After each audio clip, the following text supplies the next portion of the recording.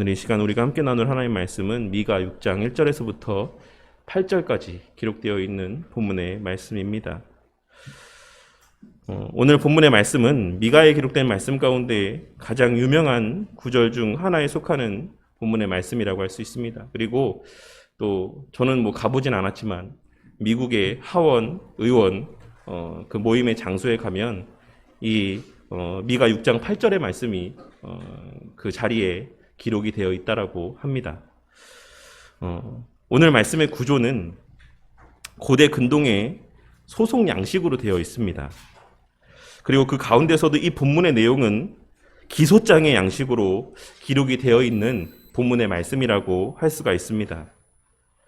하나님께서는 1절과 2절 말씀에서 먼저 이 고소의 시작을 알리시며 증인들을 세우고 있으시고 3절에서 5절까지의 말씀에서는 증인들과 당사자들에 대하여 자신의 결백과 또한 자격을 증거하신 이후에 6절에서부터 8절까지의 말씀에서는 하나님께서 요구하시는 것이 무엇인가를 구체적으로 밝히고 있으신 것입니다.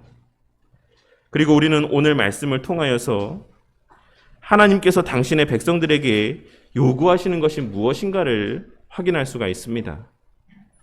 오늘 말씀을 통하여서 예수님의 성육신을 기념하는 이 연말의 때에 한 해를 마무리하는 이 12월에 예수님의 성육신 하심에 대하여 진정 감사하는 자의 모습은 어떠하여야 되는지, 하나님께서는 우리의 어떠한 모습을 통해 기뻐하시고 우리의 어떠함을 위해 당신의 독생자 예수 그리스도를 우리에게 보내어 주셨는지를 깨닫고 우리의 삶을 통해 하나님께로부터 받은 그 은혜에 대한 진정한 감사와 그에 합당한 모습들이 증거되어지는 은혜가 있기를 바라겠습니다. 하나님께서는 앞서 서두에도 말씀드렸던 것처럼 1절과 2절에 기록된 말씀에서 이스라엘 백성들을 향한 고소를 시작하고 있으십니다. 1절 말씀에서의 너가 누구인지에 대하여서는 크게 두 가지 의견이 있는데, 하나는 이 너를 이스라엘 백성으로 보는 견해가 있고, 또 하나는 이 너가 미가 선지자를 지칭하는 표현이라고 해석하는 견해가 있습니다. 두 의견 모두가 다 어느 정도 성경적인 뒷받침이 있는 그런 일리가 있는 의견들이라고 할 수 있지만, 이 내용이 지금 고소와 고발의 내용이라고 하는 점, 그리고 지금 일어서는 자, 하나님의 이 말씀을 통해서 일어나는 자가 소송의 내용을 읽는 자라고 하는 점, 그리고 마지막으로 이스라엘 백성들은 이 소송 가운데서 피고에 해당된다라는 점 등을 고려해 보았을 때, 저는 이 1절 말씀에서의 지칭하고 있는 너라고 하는 대상은 하나님의 대리인으로서의 미가 선지자를 의미하는 것이다 보는 것이 더 합당한 견해라고 생각을 합니다. 그리고 하나님께서는 이 소송의 증인으로 산과 땅들을 내세우고 있으십니다. 오늘 말씀에서의 이 소송 양식은 앞서 서두에도 말씀을 드렸던 것처럼 고대 근동의 소송 양식과 매우 유사한데, 그 가운데 주전 2000년대경에 작성된 해족속, 즉 히타이트 민족의 국제 조약의 양식과 주전 8세기경의 아람인들의 그 조약의 내용들을 보면 우주적인 그리고 자연적인 요소들과 신들을 증인으로 채택하는 것이 일반화되어 있다는 사실을 확인할 수가 있습니다. 그리고 그들이 그와 같은 소송의 내용들 가운데 증인들을 택함에 있어 그와 같은 자연이나 우주의 천체 등을 증인으로 채택하고 있는 것은 그 대상들이 모든 시간들 가운데 항상 그 자리를 지키고 서 있는 대상으로, 늘 모든 것을 감찰할 수 있는 대상으로 여겨졌기 때문이라 할 수 있습니다.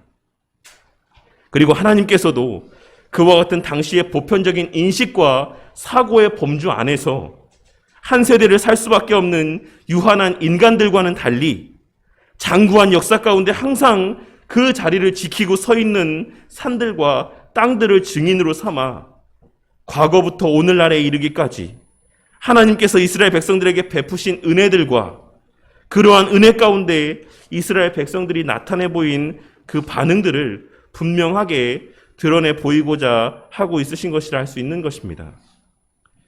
그리고 이어서 3절에서부터 5절까지의 말씀 가운데 하나님 편에서 이스라엘 백성들에게 행하신 일들을 증거하심으로 자신의 결백에 대하여 증언하고 있으십니다. 하나님께서 자신의 결백에 대하여 말씀하고 있으시다라고 하는 것은 이스라엘 백성들이 그 마음 가운데 하나님을 향한 원망의 마음들을 품고 있으며 그 원망의 마음을 드러내 보이고 있다라고 하는 사실이 전제되어 있다라고 할 수 있습니다.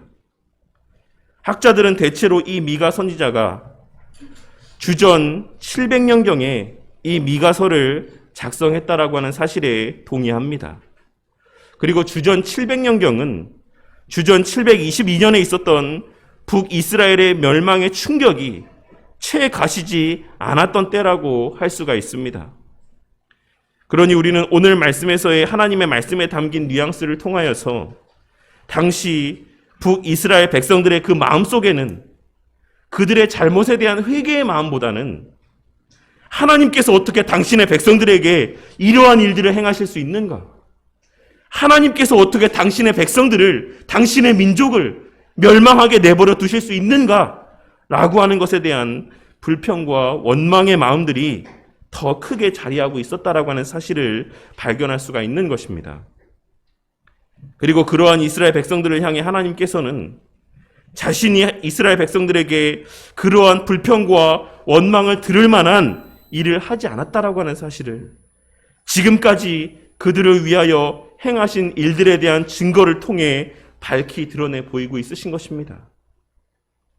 그렇다면 오늘 본문 말씀에서 하나님께서 이스라엘 백성들을 향한 자신의 신실함에 대한 증거로 내세우고 있는 일들이 무엇이라고 할 수 있겠습니까?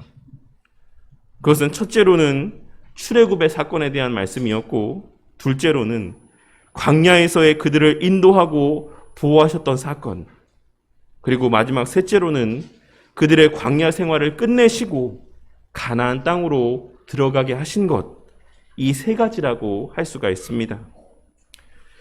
출애굽 사건은 하나님께서 이스라엘 백성들에게 베푸신 구원의 표본이자 은혜의 절정이라고 할 수 있습니다.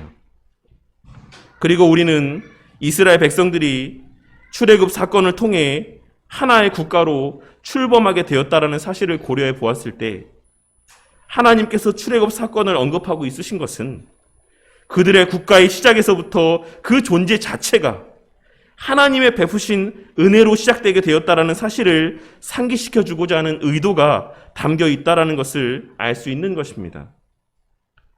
그리고 그렇게 이스라엘이라고 하는 국가가 출범하게 된 이후에 광야에서의 그들의 여정들 속에서도 하나님께서는 그들을 그냥 내버려 두지 아니하시고 모세와 아론과 미리암으로 대표되는 하나님의 인도와 보호하심의 실제적인 은혜들을 베풀어 주심으로 그들의 광야에서의 여정을 끝까지 지키시고 돌보시며 그들의 종착지에 이르기까지 그 걸음을 인도해 주셨던 것입니다.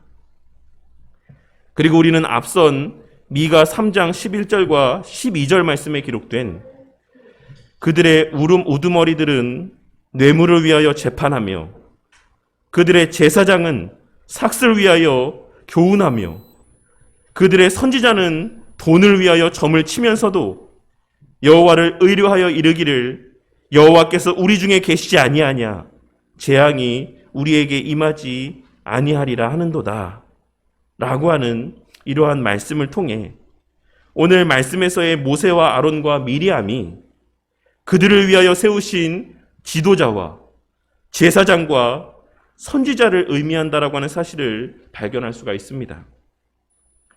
그러니 하나님께서는 오늘 말씀을 통해 하나님께서 당신의 선하신 뜻대로 이스라엘 백성들을 위해 모세라고 하는 지도자를 세우시고 아론과 같은 제사장과 미리암과 같은 선지자들을 통해 하나님의 뜻을 바르게 분별하며 하나님과의 바른 관계 가운데 거할 수 있는 은혜를 베풀어 주심으로 그들의 광야의 여정 가운데 그들을 늘 돌보아 주셨고 늘 그들과 함께 하셨다라고 하는 사실을 그들에게 상기시켜주고 있으신 것입니다. 뿐만 아니라 그들의 적들이 그들을 대적할 때에도 그들의 악한 의도를 오히려 그들에게 유익이 되게 하시게 하는 과정들을 통해 그들을 돌보시고 보호하셨다라고 하는 사실을 발락과 발람의 사건을 통해 나타내 보여주고 있으신 것입니다. 그리고 마지막으로 언급된 시딤에서부터 길갈까지의 일을 기억하라고 하시는 말씀은 그들의 광야 생활의 마침과 가나안 땅에서의 새로운 삶의 시작을 떠올려 보라는 의도의 말씀입니다. 우리는 이 기록된 말씀의 내용들을 통해 시딤이라고 하는 장소가 여리고성을 정복하기 위해 요단강을 건넌 이후 이스라엘 백성들이 처음으로 진을 쳤던 장소라고 하는 사실을 발견할 수 있고, 또 길갈이라고 하는 장소는 여리고성의 상황을 살펴보기 위해 정탐꾼을 보낸 장소였다라고 하는 사실을 확인할 수가 있습니다. 그러니 이 두 장소는 광야에서의 삶이 끝나고 가나안 땅에서의 삶이 시작되는 그러한 상징적인 의미를 지니고 있는 장소일 뿐만 아니라 여리고성을 정복하는 일과도 관계가 있는 장소라는 사실을 확인할 수가 있는 것입니다. 하나님께서는 광야에서의 삶이 끝나고 이제 가나안 땅에서의 삶이 시작되는 그 과정의 중심에 있었던 여리고성에서의 전투를 되새겨 보라고 말씀하시므로 하나님께서는 그들의 구원의 여정의 시작뿐만 아니라 그 과정 가운데서도 늘 함께 하셨으며 그 마침까지도 하나님 편에서의 일방적인 은혜와 능력을 나타내 보이시고 베풀어 주셨다라고 하는 사실을 4절과 5절에 기록된 말씀의 내용들을 통해 상기시켜주고 있으신 것입니다. 하지만 하나님의 이러한 긴 하나님께서 베풀어 주신 은혜에 대한 이 말씀에 대하여 이스라엘 백성들은 어떤 반응을 나타내 보이고 있습니까? 우리는 6절과 7절에 기록된 말씀을 통해 하나님으로부터 그와 같은 말씀을 듣고 난 이후에 이스라엘 백성들이 나타내 보인 반응을 확인할 수가 있는데, 그들은 지금 하나님을 향하여 그래서 우리가 그럼 어떻게 해드리면 되겠습니까? 주님이 하나님께서 이렇게 길게 얘기하신 그 베푸신 은혜에 대하여 그럼 우리가 어떻게 해드리면 되겠습니까? 라고 하는 뉘앙스의 말을 건네고 있는 것입니다. 6절과 7절에 기록되어 있는 이스라엘 백성들의 고백에 대해 매튜엘리 목사님은 그 주석에서 이들의 고백이 마치 사도행전 2장에서 베드로 사도의 설교를 듣고 그 마음에 찔림을 받은 이들이 고백했던 형제들아 우리가 어찌할꼬? 라고 하는 이 뉘앙스와 동일한 이야기인 것처럼 해석을 하고 있긴 하지만 칼빈 선생님이나 그 외에 다수의 주석가들은 이 말씀에 기록된 내용들이 지나치게 과장된 어조로 표현되어 있다는 사실을 근거로 해서 이는 하나님을 향한 비아냥의 뉘앙스가 담겨있는 말들로 해석을 하고 있습니다. 그러니까 매튜엘리 목사님은 이 말씀이 진정으로 찔림을 받아서 그럼 어떻게 하면 되겠습니까? 어떻게 하면 하나님의 은혜에 보답하는 모습이겠습니까? 라고 묻고 있는 것으로 매튜엘리 목사님은 해석을 하고 있지만 그 외에 다수의 목사님들과 주석가들은 그렇지 않다. 이 말씀은, 이 고백들은 그들이 그와 같은 찔림 가운데서 하는 말이 아니라 하나님을 향한 비아냥의 어조로 부정적인 뉘앙스로 고백하고 있는 말이라고 해석을 하고 있는 것입니다. 그리고 저는 후자의 견해가 더 합당하다라고 생각을 합니다. 이들은 지금 그들에게 베푸신 은혜를 상기시켜주고 있으신 하나님을 향해서 그래서 우리가 어떻게 하면 되겠습니까? 우리가 어떻게 하기를 바라십니까? 우리가 어떻게 하면 만족하시겠습니까? 라고 묻고 있는 것이라고 할 수가 있는 것입니다. 원문에는 7절에 기록된 이 내 허물을 위하여 내 맏아들을 내 영혼의 죄로 말미암아 내 몸의 열매를 드릴까? 라고 하는 이 말씀의 내용이 한 문장으로 되어 있는데 이를 다시 원문에 기록된 대로 직역하자면 내 허물을 벗겨주시기를 빌면서 내 맏아들이라도 주님께 바치고 내가 지은 죄를 용서해 주시기를 빌면서 이 몸의 열매라도 주님께 바쳐야지만 됩니까? 라고 번역할 수가 있는 표현입니다. 지금 이스라엘 백성들은 그래서 내 맏아들이라도 바칠까요? 아니면 내 몸이라도 드리면 만족하시겠습니까? 라고 하나님을 향하여 여전히 불평과 원망 가운데, 불만이 가득함 가운데 악의적이고 적대적인 말들을 내뱉고 있는 것이라고 할 수가 있는 것입니다. 그리고 이들의 그와 같은 말 이면에는 하나님께서 자신을 징계하신 것이, 하나님께서 자신들을 멸망케 하신 것이 그러한 외적인 헌신과 섬김이 없었기 때문이라고 생각하고 있다라고 하는 뉘앙스가 그 이면에 자리하고 있다라고 할 수 있습니다. 우리가 돈을 많이 들이지 않아서, 우리가 외적으로 하나님을 열심을 다해 섬기지 않아서 하나님께서 우리를 멸망시켰구나. 이들에게 있어서의 하나님이라고 하는 존재는 그저 돈이나 밝히고 육적이고 가시적인 헌신과 섬김만을 바라시는 이방의 우상들과 같은 존재로 여겨지고 있다라는 사실을 우리는 이들의 이와 같은 하나님을 향한 말들을 통해 발견하고 깨달을 수가 있는 것입니다. 하지만 그들의 그와 같은 불손하고도 악한 말들에 대하여 하나님께서는 8절에 기록된 말씀에서와 같이 하나님께서 그들에게 원하시는 모습은 어떤 모습인지 분명하게 말씀하여 주고 있으십니다. 먼저 하나님께서는 8절에 기록된 주께서 선한 것이 무엇임을 내게 보이셨나니 라고 하는 말씀을 통해 하나님께서는 이스라엘 백성들에게 이미 선한 것이 무엇인지를 알려주셨다라는 사실을 밝히고 있으십니다. 그리고 이어서 말씀하시기를 하나님께서 원하시는 것은 바로 선한 삶인데, 그 선한 삶이라고 하는 것은 정의를 행하며 인자를 사랑하며 겸손하게 내 하나님과 함께 행하는 것이다라고 구체적으로 말씀하여 주고 있으신 것입니다. 우리는 하나님의 이와 같은 말씀에서 이 세상에 존재하는 모든 인간에게는 선을 추구하며 살아야지만 될 의무가 있다라는 사실을 발견할 수가 있고, 하나님께서는 인간들에게 그 선한 삶에 대한 요구를 하시기에 앞서 친히 그 선한 삶의 본을 보여주셨다라는 사실을 깨달을 수가 있습니다.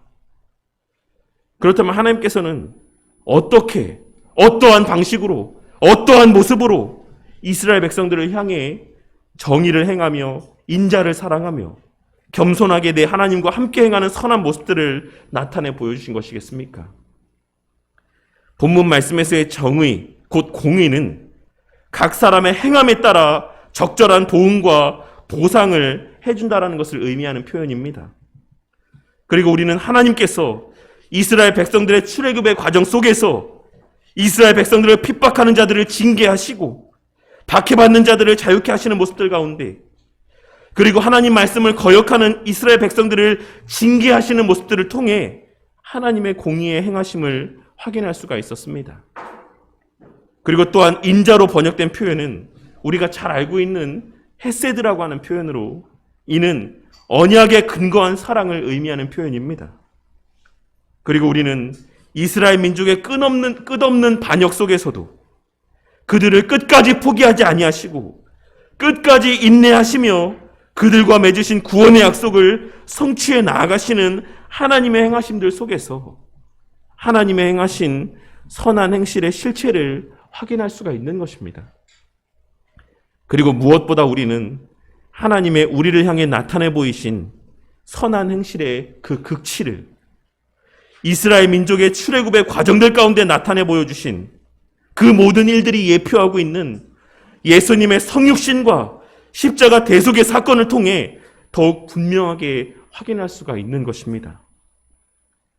하나님께서는 당신의 공의를 충족시키시고 완성하시기 위해 독생자 예수 그리스도를 친히 성육신하게 하시고 십자가에 달려 죽게 하신 것이고, 동시에 우리를 향한 헤세드의 사랑을 성취하시고 완성하시기 위해 성육신하시고 십자가에 달려 죽게 하신 것이며, 겸손하게 하나님과 동행하는 삶, 겸손하게 하나님의 선하신 뜻 가운데 순종하는 삶의 극치로 성육신하시고 십자가에 달려 죽으시는 모습들을 우리 가운데 나타내 보여주신 것이라고 할 수가 있는 것입니다. 그리고 우리는 그러한 사실에서 오늘 말씀에서의 하나님께서 우리에게 요구하시는 삶의 모습, 하나님께서 우리에게 바라시는 그 선한 행실의 삶의 모습이라고 하는 것이 궁극적으로는 예수님께서 우리에게 나타내 보이신 순종과 섬김의 모습, 그리고 사랑과 섬김과 헌신의 모습이라고 하는 사실을 발견하고 깨달을 수가 있는 것입니다. 그러니 오늘 말씀에서 하나님께서 당신의 백성들에게 요구하시는 삶의 모습 또한 예수님께서 제자들에게 말씀하셨던 새 계명의 말씀인 내가 너희를 사랑한 것 같이 너희도 서로 사랑하라는 이 계명의 말씀과 동일한 삶의 모습이라고 하는 사실을 우리는 발견하고 깨달을 수 있는 것입니다. 구약에서의 이스라엘 백성들에게 하나님께서 요구하셨던 그 삶의 모습이나 신약시대를 살아가는 우리를 향해 하나님께서 요구하시는 삶의 모습은 본질적으로 동일한 것이며 그 극치 가운데 그 정점에 예수님의 십자가 상에서 나타내 보이신 그 섬김과 사랑의 모습이 자리하고 있다는 사실을 우리는 발견하고 깨달을 수 있어야지만 된다는 것입니다. 오늘 말씀은 율법을 온전히 준수하는 삶이 무엇인가를 정의한다라고 해서 율법 예식의 말씀이라고 하기도 하고 또 예배에 참석하려는 자들의 마음을 점검하는 성전 입성 예식의 말씀이라고도 불려지는 말씀입니다. 그러니 오늘 말씀은 앞서 서두에서도 말씀을 드렸던 것처럼 하나님께서 우리에게 요구하시는 율법을 준행하는 삶은 도대체 무엇을 의미하는 것인지, 오늘날 예배자들이 온전히 예배를 드림에 있어 진정으로 필요한 모습과 마음가짐은 무엇인지에 대한 귀한 가르침을 주고 있는 말씀이라고 할 수가 있는 것입니다. 먼저 우리는 오늘 말씀을 통해 우리가 율법의 구속력 아래에서 살아가게 된 것, 우리가 예배자로서의 삶을 살아가게 된 것 자체가 하나님의 베푸신 은혜의 결과라는 사실을 깨달을 수 있어야지만 되는 것입니다. 오늘 말씀에서의 이스라엘 백성들은 그들에게 율법이 주어지기 전 하나님께서 그들에게 먼저 베풀어 주신 은혜가 무엇인지를 잊었습니다. 하나님께서 그들에게 율법이라고 하는 것을 주시기 이전에 하나님께서 그들에게 행하신 일들이 무엇인지, 하나님께서 그 이전에 어떤 일들을 먼저 행하셨는지를 잊어버렸다는 것입니다. 그들의 애굽에서의 종살이할 때의 비참함을 잊어버렸고, 출애굽 이후 시내산에서 그들에게 허락하신 율법을 그들은 그저 굴레와 짐으로만 여겼던 것입니다. 하지만 우리는 하나님께서 그들에게 허락하신 율법이라고 하는 것이 그들을 올가매기 위한 수단이 아닌 그들이 참된 복과 은혜 가운데 거하게 하시기 위한 은혜의 방편들이었다라고 하는 사실을 잘 알고 있습니다. 마치 어린 자녀를 둔 부모가 그 자녀를 안전하고 온전하게 양육하기 위해, 건강하고 바르게 양육하기 위해 그 어린 자녀들이 해야 될 것과 하지 말아야 될 것을 적절히 병행하며 그 자녀를 양육하듯이 하나님께서도 당신의 자녀들을 그들 본래의 형상대로 바르게 양육하시기 위해 우리에게 가장 선하고 복된 길을 우리 가운데 나타내 보여주신 것이 바로 율법의 말씀이라는 사실을 우리는 결코 잊어서는 안 되는 것이며, 그러한 율법의 말씀이 우리 가운데 주어졌다라고 하는 사실 자체가, 우리가 그 율법의 구속력 아래 거하게 되었다라고 하는 그 자체가 우리의 하나님의 자녀됨을 증거하는 표징이라고 하는 사실을 깨달을 수 있어야지만 되는 것입니다. 우리에게 이 율법이 주어졌다라고 하는 것 자체, 우리가 이 율법을 지켜야 되는 그러한 의무가 우리 가운데 부여되었다라는 것 자체가 우리의 하나님의 자녀됨을 나타내 보여주는 은혜의 표징이 된다라는 사실을 우리는 명심해야지만 된다라는 것입니다. 하지만 오늘날 이 시대를 살아가는 그리스도인들 또한 오늘 말씀에서의 이스라엘 백성들과 같이 우리에게 부여된 영적인 은혜의 특권들을 짐처럼 여기며 살아갈 때가 많이 있다라는 사실을 우리는 부인할 수가 없습니다. 우리에게 부여된 예배의 특권과 하나님 말씀대로 순종하며 살아야지만 된다라고 하는 사실, 그리고 주의 몸된 교회 안에서의 하나의 지체로 그 속한 교회 공동체를 세워가야지만 된다라고 하는 사실들이 그저 짐으로 여겨지고 희생과 헌신의 거리들로만 여겨지는 모습을 보게 될 때가 많이 있다라는 것입니다. 그 모든 것들이 내게 유익이 되는 것은 하나도 없고 그저 하나님만을 위한 헌신과 섬김이라 착각하며 살아가는 자들이 너무나도 많이 있다는 것입니다. 예배를 드리는 것도 하나님을 위해 예배를 드리고 헌금을 하는 것도 하나님만을 위해서 헌금하는 것이고 교회에서 봉사하고 헌신하는 것도 그저 다른 이들을 위해 하나님을 위해 그저 희생하는 모습이라고만 생각하는 모습들을 보게 될 때가 많이 있다는 것입니다.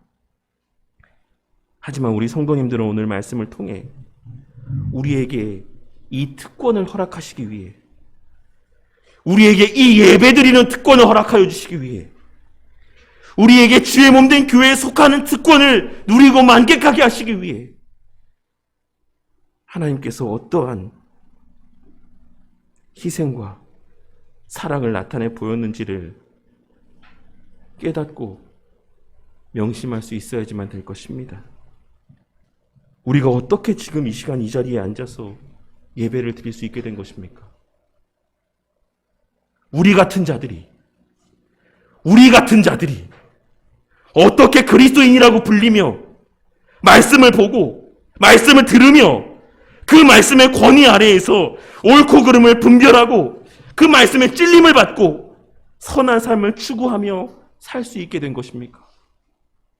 성도님들이 특별해서입니까? 성도님들이 다른 사람들과 다르게 유별나게 영적으로 민감한 사람들이기 때문에 그렇습니까?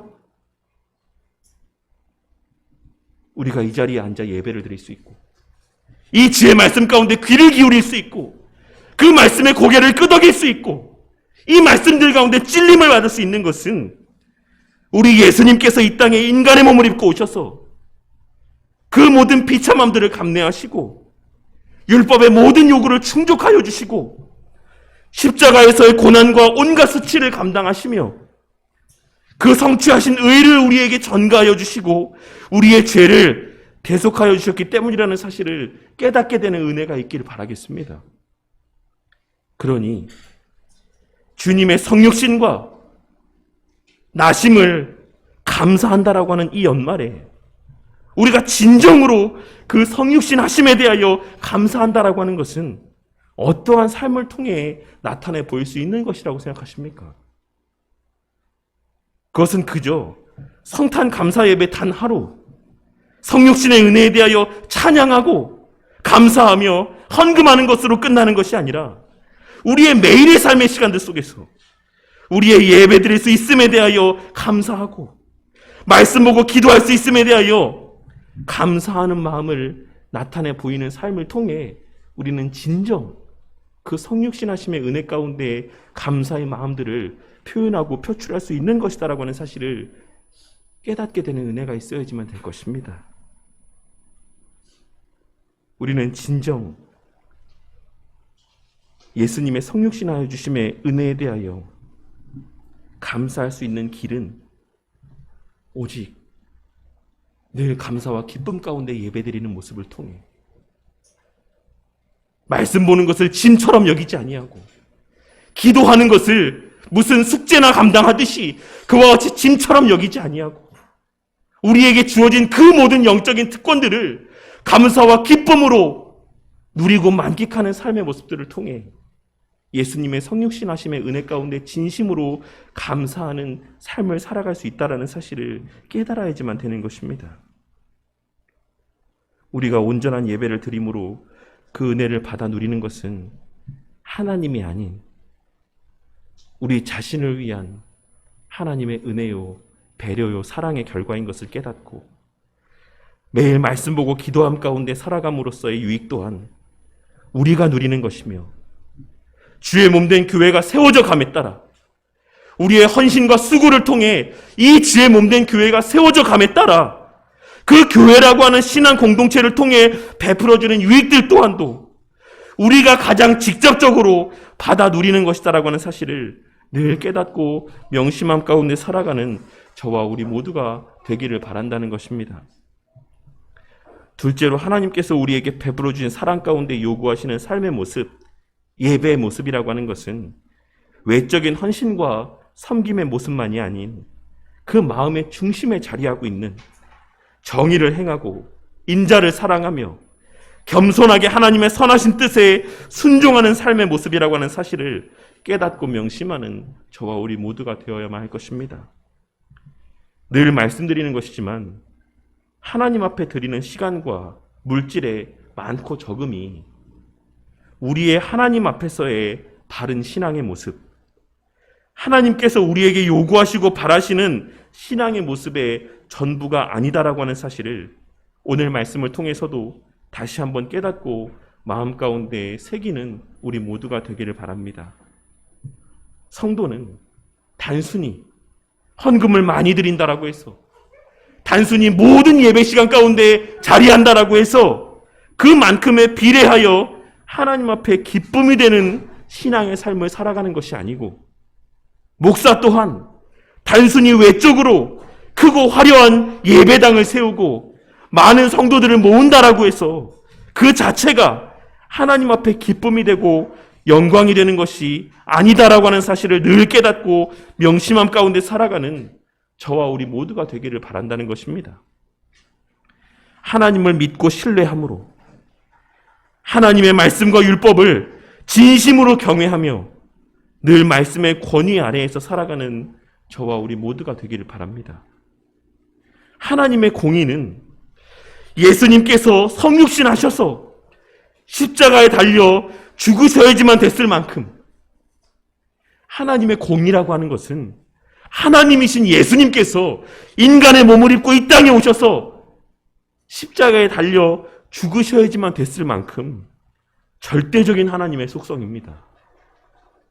우리가 진정 하나님께 속한 자라고 한다면 우리는 그 공의의 속성 아래에서 살아갈 수밖에 없다라는 사실을 깨닫고 늘 우리 안에 내주하시는 성령 하나님의 감동에 따라 말씀으로 옳고 그름을 분별하며 늘 악을 멀리하고 선을 추구하는 삶을 살아가는 자들이 되어야만 하는 것입니다.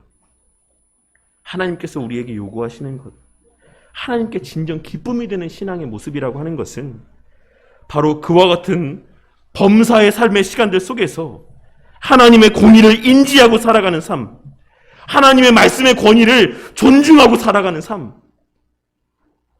하나님께서 하라고 하신 것들을 하기 위해 애쓰고 하지 말라고 하신 것들을 하지 않기 위해 애쓰고 몸부림치는 그와 같은 삶의 모습이라는 사실을 깨닫게 되는 은혜가 있으시기를 바란다는 것입니다.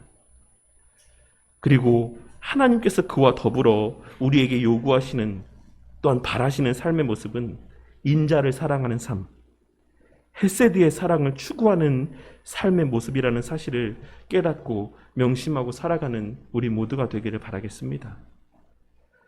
즉 우리가 구원을 받은 것이 하나님의 언약에 근거한 하나님의 일방적인 사랑하심의 결과인 것처럼 우리 또한 다른 이들을 대할 때, 우리 또한 다른 지체들을 대할 때 그들을 하나님의 형상으로 여기고 내 몸과 같이 여기며 사랑하는 삶을 사는 자들이 되시기를 바란다는 것입니다. 그렇기에 우리 예수님께서도 마태복음 5장 말씀에서 나는 너희에게 이르노니 형제에게 노하는 자마다 심판을 받게 되고 형제를 대하여 나가라 하는 자는 공회에 잡혀가게 되고 미련한 놈이라고 하는 자는 지옥불에 들어가게 되리라. 그러므로 예물을 제단에 드리려다가 예물을 제단에 드리려다가 거기서 내 형제에게 원망 들을 만한 일이 있는 것을 생각하게 되거든. 예물을 제단 앞에 두고 먼저 가서 형제와 화목하고 그 후에 와서 예물을 드리라라고 말씀하고 있으신 것이라 할 수 있는 것입니다. 우리의 예배를 드림에 있어서 우리의 행함보다 더 우선되어야 되는 것은 우리의 형제를 대하는 마음가짐이라고 하는 것, 형제와의 그 화목한 관계라고 하는 사실을 오늘 말씀을 통해 깨닫게 되는 은혜가 있으시기를 바라겠습니다. 그리고 마지막으로 겸손하게 하나님과 함께 행하는 삶이란 하나님의 말씀과 뜻이 자신의 생각보다 더욱 지혜롭고 온전하다라고 하는 것을 인정함 가운데 기꺼이 그 뜻에 순종하는 삶을 사는 것이다라고 하는 사실을 오늘 말씀을 통해 발견하고 깨달을 수 있어야지만 될 것입니다. 내 마음은 동의가 되지 않는데 하나님께서 기뻐하신다라고 하니까, 혹은 이렇게 하는 게 나한테 유익이 된다라고 하니까 내 마음은 동의가 되지 않아도 어쩔 수 없이 순종하고 행하며 살아가는 삶이 아닌, 하나님의 선하심과 온전하심을 신뢰하며 기꺼이 기쁨으로 순종하는 삶을 사는 자들이 되시기를 바란다는 것입니다. 예배를 드리면 복 받는다라고 하니까, 말씀대로 순종하면 복 주신다라고 하니까, 헌금 많이 하면 부자 된다라고 하니까 그런 마음으로 예배드리고, 그런 마음으로 말씀 가운데 순종하고, 그런 마음으로 하나님 앞에 헌신하며 살아가는 자들이 아닌, 진심으로 마음 가운데 우러나오는 감사의 마음에서, 하나님을 향한 신뢰와 경외함의 마음에서 열심을 다해 예배를 드리고 감사함으로 신앙의 열심 가운데 살아가는 저와 우리 모두가 되기를 바란다는 것입니다. 그러한 마음의 중심을 하나님께서 기쁘게 보신다라고 하는 사실을 오늘 말씀을 통해 다시 한번 깨닫게 되는 은혜가 있으시기를 바라겠습니다. 그저 예배의 자리에 나와서 앉아있기만 하면 하나님께서 그 예배를 기뻐 받으신 것이 아니라, 우리가 어떠한 마음으로 이 예배의 자리 가운데 나오고 있는가, 우리가 주중에 어떠한 삶을 살고 이 자리에 나왔는가, 우리의 마음 깊숙한 곳에는 도대체 어떤 마음들이 자리하고 있는가, 하나님께서는 그 마음의 중심을 더 우선적으로 보시는 것이며, 우리 또한 이 예배의 자리에 나오기에 앞서서 우리의 그와 같은 주중의 삶의 모습과 우리의 마음의 중심을 돌아볼 수 있어야지만 된다라는 것입니다. 오늘 말씀을 통해 하나님께서 우리에게 원하시는 참된 신앙의 모습은 단순히 예배의 자리에 앉아 있는 것, 혹은 예배의 시간에만, 교회 안에서의 시간 가운데서만 열심을 다하는 삶이 아닌, 하나님 편에서 먼저 베풀어 주신 구원의 은혜에 대한 깨달음 가운데 범사의 삶의 시간들 속에서 하나님 말씀대로 순종하는 삶, 그리고 또한 기꺼이 순종하고 감사함 가운데 순종하는 그 마음의 중심이라고 하는 사실을 깨닫게 되는 은혜가 있으시기를 바라겠습니다.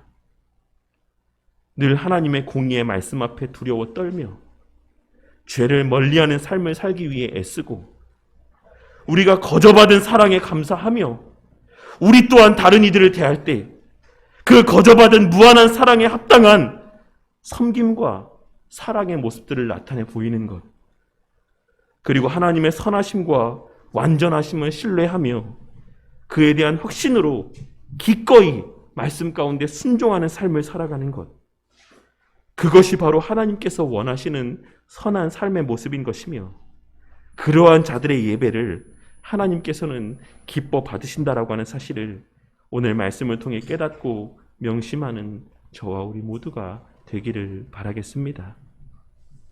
그리고 무엇보다 그러한 삶을 사는 것이야말로 예수님의 성육신 하심과 십자가에 달려 죽으심의 은혜 가운데 진정으로 감사하는 삶이라는 사실을 깨닫게 되는 은혜 또한 있으시기를 바라겠습니다.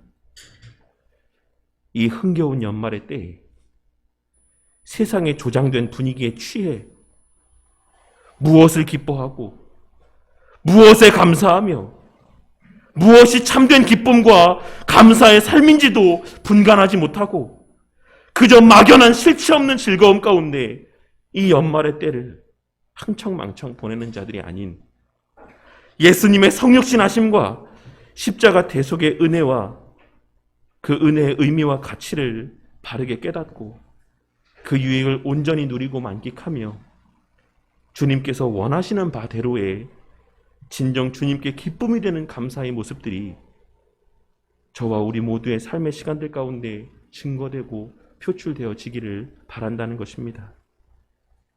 그리하여 우리의 모든 삶이, 우리의 모든 행함들 가운데 그와 같은 하나님께서 먼저 베풀어 주신 무한하신 사랑이 우리의 말과 행동을 통해 증거되어지고, 우리의 그와 같은 마음들 가운데 하나님 앞에 드려지는 그 모든 예배가 진정 하나님 앞에 기쁨이 되고 또한 우리에게 충만한 영적인 유익이 가득한 복된 예배의 시간들이 되기를 주님의 이름으로 간절히 축원합니다.